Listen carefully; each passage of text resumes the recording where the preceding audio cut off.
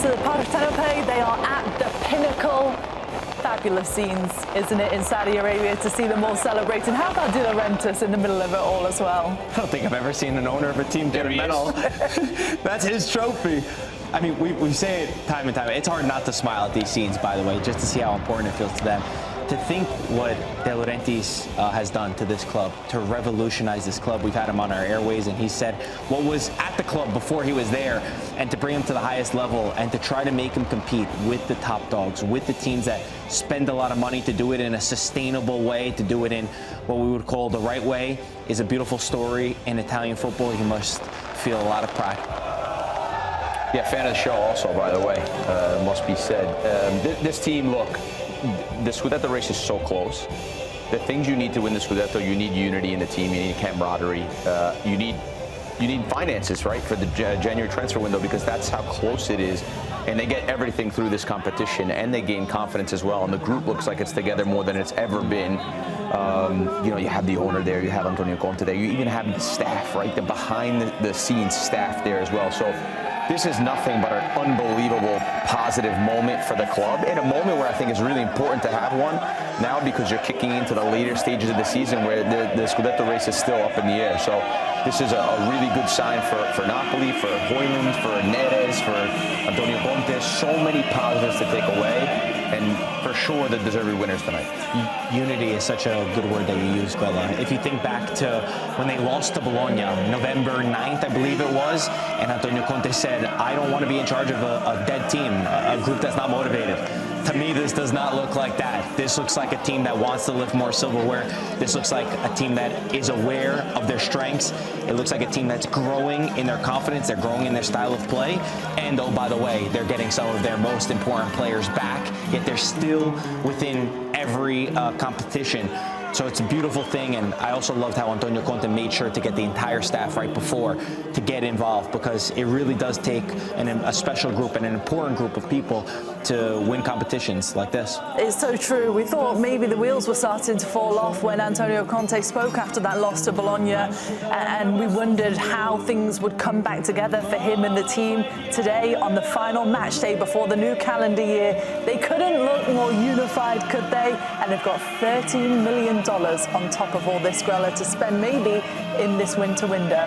Yeah, and you would imagine they would, right? You would imagine they would reinforce for the pizzas that they're missing. They did have to deal with a lot of injuries as well. So, yeah, it's just a really good moment for them. And again, it's a team that takes advantage where they can. And tonight they took advantage of two really, you know, sort of, you would think watching as a neutral fan, small moments, but they were in the end the most important moments. It was a restart, and then it was one where they took advantage of their press and a mistake that the goalkeeper made, that Bologna's backup goalkeeper makes. So they won't care. There won't be a picture on it of how they did that, and they just matter that they're lifting the trophy, and obviously you see what it means for them. Conte also, I think, has a chip on his shoulder.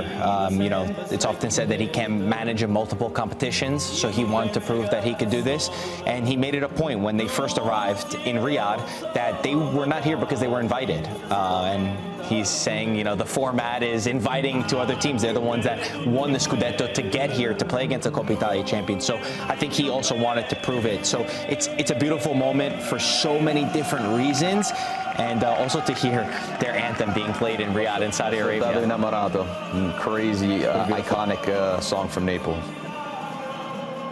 Aurelio, he's an underrated aspect to this team. People don't realize, but his communication, his relationship with the players. He was brought in with Antonio Conte when he was at Inter, also when he was with the Italian national team. Not spoken about much, but plays a key part in keeping the locker room together.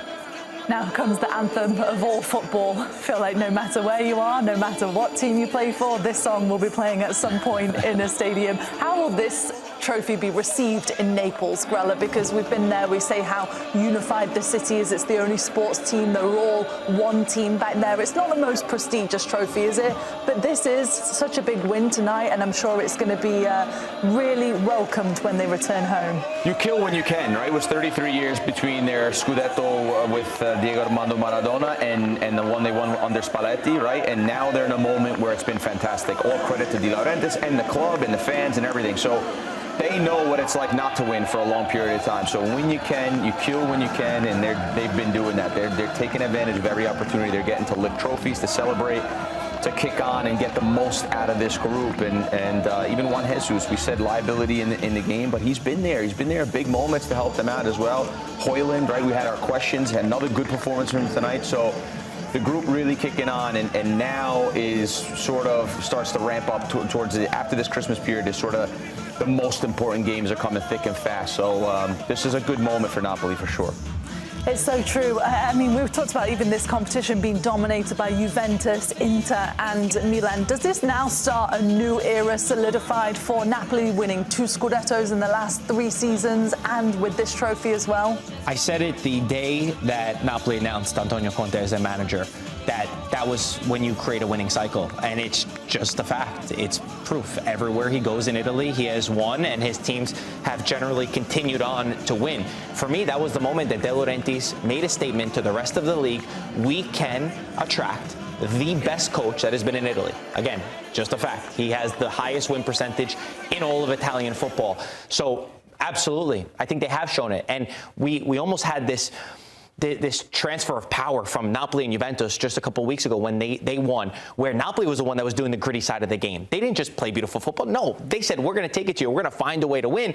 And Juventus were doing the opposite. Juventus were the ones playing it around, but then had no bite. I think that's what it takes to get to that level.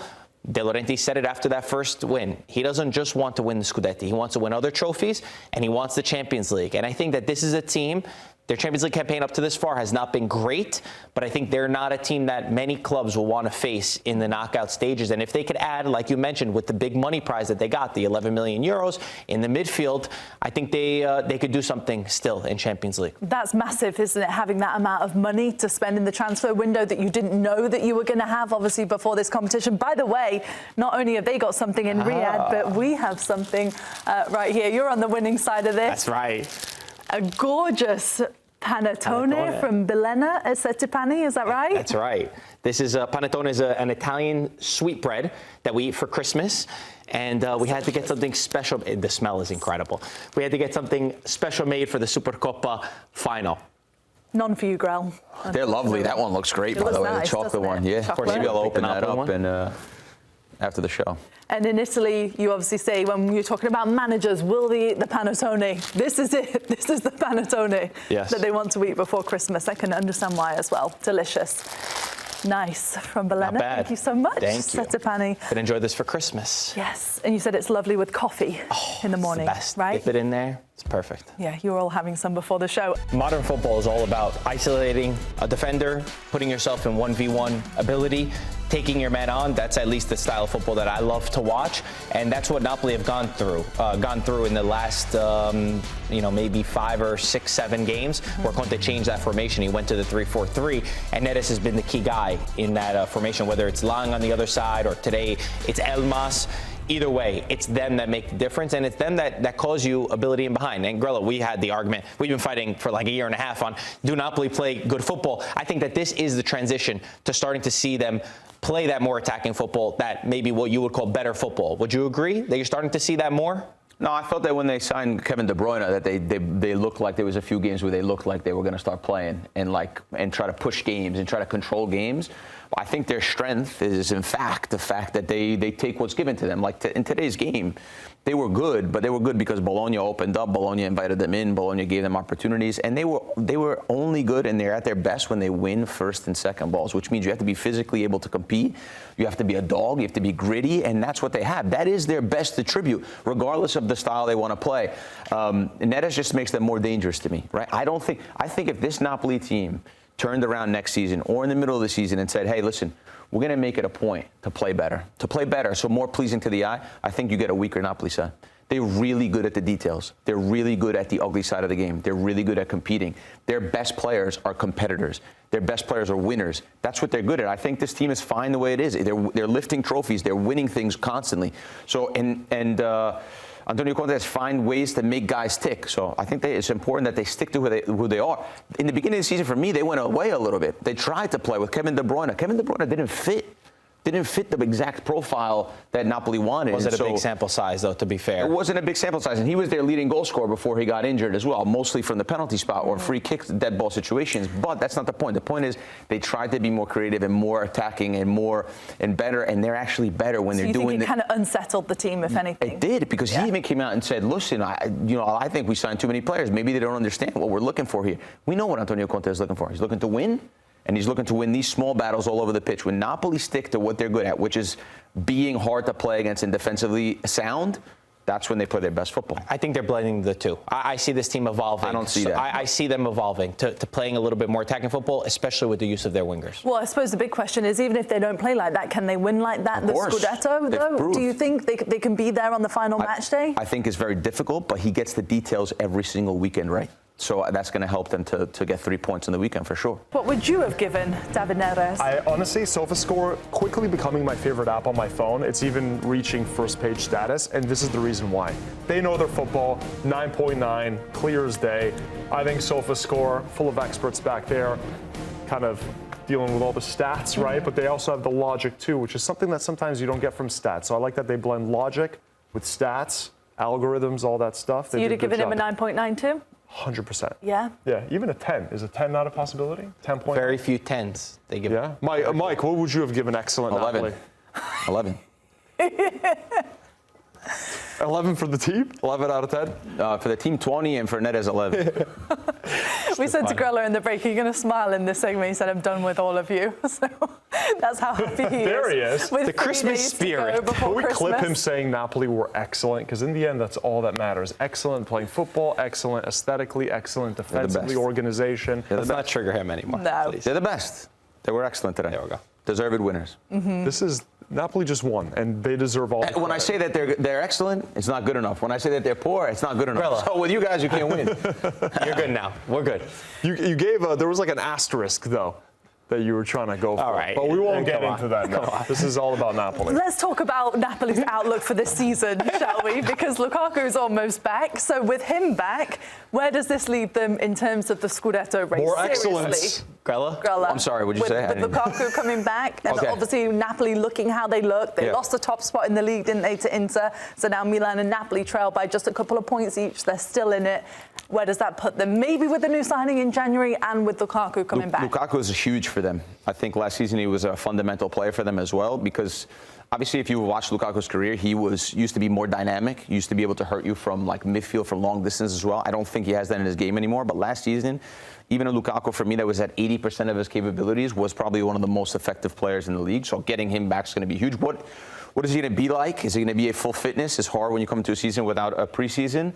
But it's really good and positive to see Højlund. Højlund's been really good now. He's shown some real flashes of good performances as well. He made Divinter look bad. He played really well again today. He caused a lot of danger. So that's all positive things. To have Lukaku come in and also Højlund going on full have those two that can switch off, especially if they go deeper in the Champions League, is very important for them. Don't quote me on this, but there's a rumor floating around already about a potential striker swap between two unhappy strikers, one at Roma, one at Napoli. Potentially a Lorenzo Luca for Evan Ferguson swap in January. Would you like that? The idea is, does this get more out of both players? Gasperini's just gone nuclear on this poor kid Ferguson. I thought it was a mistake from him saying that he just doesn't get it, basically, and that he'd choose Dybala all day. I think that's bad man management. Maybe with Luca, he has a different kind of characteristic. We know that Matteo likes to find these headlines, but we're never sure. What's the source? Quite where from. I want to know the source. Where's the source from? My mouth. So is the source That's a from big you? one. Yeah, I just concocted that up right now. Yeah, I was going to say, I didn't read that at all. You're not reading the right things. Sofascore? So look, Matteo's Open your phone and show us your ads. Do you want me to? Yeah. Okay. Sofascore also has great headlines, so maybe it was from Sofascore. Said okay and then did nothing. We have apparently got a report that we do trust, this one from Tomasio, about next year, because the format is going to go back, isn't it, to the original format of the Coppa Italia champion and the Serie A champion, and not this 4-team format, and it won't be in Saudi Arabia, perhaps. But that's the rumour, and it looks like a strong possibility. Do we like this if it just goes back to how it was before without the 4 teams? Yes. And according to source La Repubblica, they say based that on Sofascore's reporting, they could be playing in our backyard. They're talking about Miami as a potential destination next year because it can't be held in Saudi Arabia. There's the Asian Cup that they're hosting. I think they should bring the Super Cup to Florida. This guy into wants our backyard. the Milan Como game to be played in Australia. Maybe I'm old school, maybe I'm traditional, okay? The fans who pay season tickets would have lost the Serie A game. This is Supercoppa. I don't care. I'm talking about in general. No, we're talking Supercoppa right now. Do you want the best atmosphere, or do you want people? We're gonna make a good atmosphere. There's plenty of Serie A fans. You're gonna be here in Stanford. You're not going to the game. We don't know that. No, I think it would be a good atmosphere in Miami. In Miami, they had this Copper. I'm sure it will, and I'm sure it'll be packed. That's amazing. The best atmospheres are in Italian stadiums. When you have the curva there, it's not like the entire curva is going to fly. Have you seen how expensive hotels in Miami are, Poppy? Especially the ones you like to stay at. Bro, how many houses you got in Miami? What are you worrying about? What house? You'll be fine. In the forest. He's got one house worth 20 houses. Grella, how do you feel about it? Would you like to see, do you like the change in format, by the way, the two winners? I like the change in format. I think that we need less football. We've had this conversation in the backroom staff. I think people and kids and neutral fans, like I try to sometimes explain to a neutral fan that wants to get into football, like all the competitions that are out there. And I think less is more sometimes, for sure, in this competition in the middle of the season. But yeah, whether it's held in Italy or not, I'm not so sure about that. But I'm sure there's pros and cons to both. But I like the fact that it's just moving to the winner of the league versus the winner of the Coppa. I agree with that. Feels like it carries more weight, doesn't it, that way?